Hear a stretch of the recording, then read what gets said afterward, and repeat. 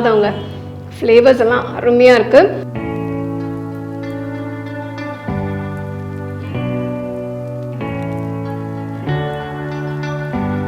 எல்லாருக்கும் வணக்கம். நான் Hema Subramanian. Welcome to home cooking Tamil. இன்றைக்கி ஒரு அருமையான நல்ல ஒரு ஹெல்த்தியான ரைஸ் ரெசிபி தான் செஞ்சு காட்ட போகிறேன். நம்ம பார்க்க போகிறது கொள்ளு சாதம். ஸோ என்னடா கொள்ளு வச்சு என்ன ரைஸ் காட்ட போகிறீங்கன்னு யோசிக்கிறீங்களா? இது ஒரு 1 pot டிஷ். லஞ்ச் பாக்ஸ்க்கும் ரொம்ப சூப்பராக இருக்கும். ஸோ வாங்க இது எப்படி செய்யறதுன்னு பார்க்கலாம். ஸோ இந்த ரெசிபிக்கு நான் 1/2 கப்பு கொள்ளு எடுத்திருக்கேன். அதாவது 125 ml கப். அது ஒரு 8 மணி நேரமாவது மினிமம் ஊற வைக்கணும். அப்போ தான் உங்களுக்கு கொள்ளு நல்லா சாஃப்டாக இருக்கும். பாருங்கள், நான் ஆல்ரெடி ஊற வச்சுட்டேன். இது இன்ஃபேக்ட் நீங்கள் ஓவர் நைட்டும் சோக் பண்ணி வச்சுக்கலாம். ஸோ காலையிலேருந்து நீங்கள் லஞ்ச் பாக்ஸ் செய்யணும், லஞ்ச் பாக்ஸ்க்கு ரைஸ் ஏதாவது ஒரு லஞ்ச் ஏதாவது செய்யணும்னா நைட்டே நீங்கள் ஊற வச்சிட்டிங்கன்னா காலையில் சட்டுன்னு இது செஞ்சிடலாம். இங்கே பாருங்கள், நல்லா ஊறி இருக்கு. ஸோ இந்த ரெசிபிக்கு நான் 1 கப் அளவுக்கு பச்சரிசி எடுத்து ஒரு 1/2 மணி நேரம் ஊற வச்சுருக்கேன். ஸோ 1 கப் மெஷர்மெண்ட்டுனா 250 ml கப் மெஷர்மெண்ட்.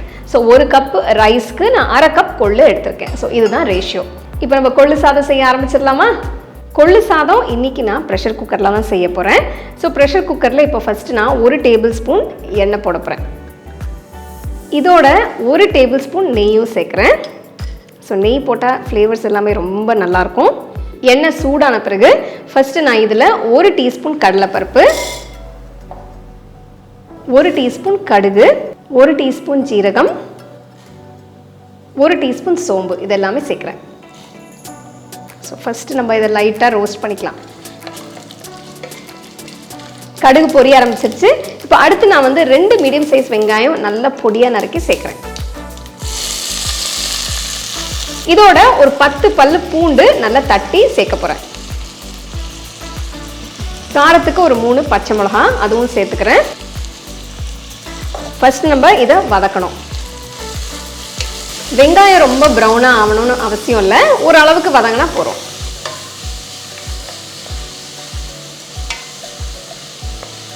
வெங்காயம் ஒரு 2-3 நிமிஷம் நல்லா வதக்கியாச்சு. அடுத்து நம்ம மசாலா பொருட்கள்லாம் சேர்த்துக்கலாம். ஃபஸ்ட்டு நான் உப்பு சேர்க்குறேன் 1 டீஸ்பூன், 1/2 டீஸ்பூன் மஞ்சத்தூள், 1 டீஸ்பூன் வெறும் மிளகாத்தூள்.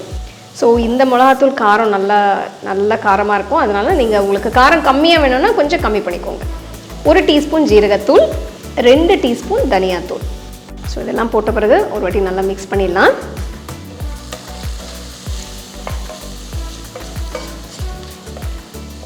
ஸோ மசாலா தூள்லாம் போட்டு நல்லா மிக்ஸ் பண்ணியாச்சு. ஸோ அடுத்து நான் தக்காளி சேர்க்குறேன். இதில் நான் ஒரு 3 மீடியம் சைஸ் தக்காளியை ஜஸ்ட் ரஃப்பாக கட் பண்ணி சேர்க்குறேன்.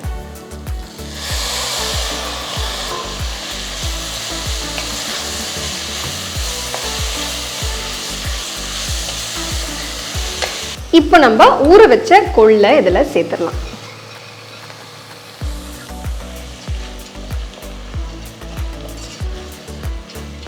ஸோ கொள்ளு சேர்த்த பிறகு நல்லா மிக்ஸ் பண்ணிவிடுங்க. நம்ம சேனல்லையே நான் கொள்ளு பயன்படுத்தி கொள்ளு துவையல் செஞ்சுருக்கேன், கொள்ளு தோசை செஞ்சுருக்கேன், அடுத்து கொள்ளு சாதம். ஸோ உங்கள் வீட்டில் நீங்கள் கொள்ளு பயன்படுத்தி என்னெல்லாம் ரெசிபி செய்வீங்கன்னு எனக்கு கமெண்ட் செக்ஷனில் சொல்லுங்கள். அடுத்து இதில் கொஞ்சம் கருவேப்பிலை சேர்க்குறேன். இதோட கொஞ்சம் கொத்தமல்லி அதையும் சேர்த்துக்கலாம். கொத்தமல்லி கொஞ்சம் தாராளமாக தான் சேர்க்க போகிறேன், நல்லாயிருக்கும். போட்டு நல்லா மிக்ஸ் பண்ணிடலாம். அடுத்து நம்ம இப்போ தண்ணி சேர்த்துக்கலாம். இப்போ நான் இதில் 3 கப் தண்ணி சேர்க்குறேன். 1 2 3.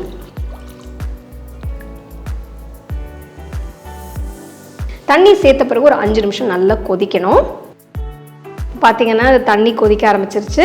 பட் ரைஸ் போடுறதுக்கு முன்னாடி நான் டேஸ்ட் பார்த்துட்டு உப்பு தேவைப்பட்டுச்சுன்னா இப்போ நான் கொஞ்சம் சேர்க்க போகிறேன்.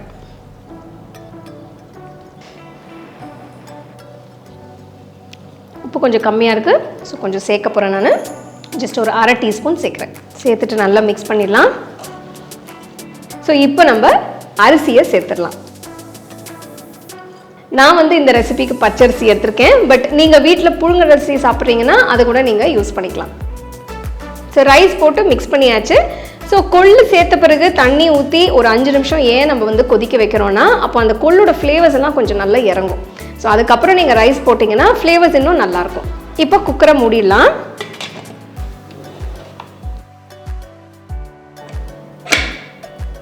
ஸ்டீம் வந்த பிறகு வெயிட் வச்சுட்டு நம்ம ஒரு 2 விசிலுக்கு மீடியம் ஃப்ளேமில் ப்ரெஷர் குக் பண்ணிக்கலாம்.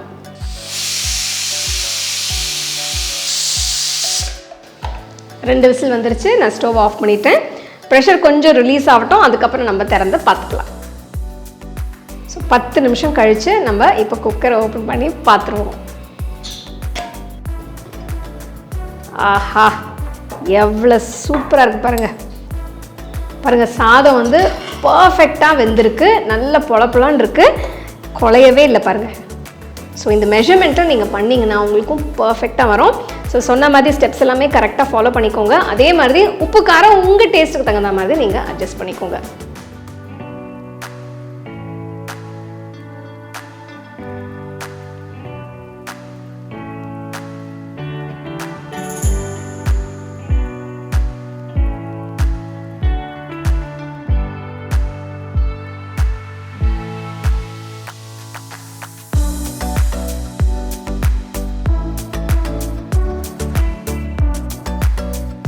நம்மளோட கொள்ளு சாதம் அருமையாக ரெடி ஆயிடுச்சு. இப்போ நான் டேஸ்ட் பண்ணி எப்படி இருக்குன்னு உங்களுக்கு சொல்கிறேன்.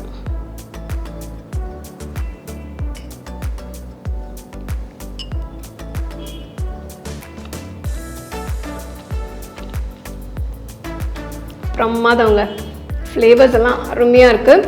நான் வந்து இது வெறுமனே கூட சாப்பிடுவேன். ஆனால் நீங்கள் வந்து உங்களுக்கு பிடிச்ச சைட் டிஷ் வச்சு நீங்கள் இதை என்ஜாய் பண்ணலாம். காரம் எனக்கு கொஞ்சம் தூக்கலாக இருக்குது, பட் நான் முன்னாடியே சொன்ன மாதிரி நீங்கள் காரம் அட்ஜஸ்ட் பண்ணி செஞ்சுக்கோங்க. ஸோ நீங்களும் இந்த கொள்ளு சாதத்தை கண்டிப்பாக ட்ரை பண்ணி எப்படி இருந்தது எனக்கு கமெண்ட் செக்ஷனில் சொல்லுங்கள். இன்னொரு சூப்பரான ரெசிபியோட திருப்பி உங்களை சந்திக்கிறேன். நன்றி, வணக்கம்.